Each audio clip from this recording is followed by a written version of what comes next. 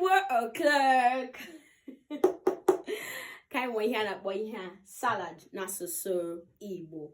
Ama m nyetụ m salad magi onye na-aga nwa ebiga nọ n'ime obodo ka ị nọ.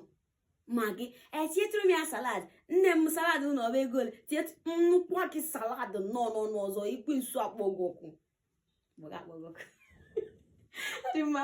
Anyị nwere ihe a na-akpọ abacha ọ dị ka salad, ọ bụ ọgwụgwọ ka a na-agwa, ọ bụghị mmanụ ka a na-etinye ya n'ime ihe ndị ọzọ. Otu ọkwa ka esi aghanyeje ihe ụfọdụ na salad o were bụrụ ka a ga-atakwa ata. Otu esi ata anya na-esi abacha n'ọkụ taa, otu a ka a na-esikwa salad n'ọkụ wee nuta anya ya.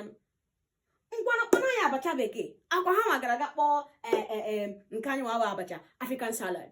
They call it African salad, so we can go right to call their own abacha bekee. Amamihe ha nwa akpọghị ya abacha. They don't want to call it abacha. They went ahead to call it African salad abacha. Kpọọ nke ha abacha bekee. Nkwa gị salad nọ n'ọzọ.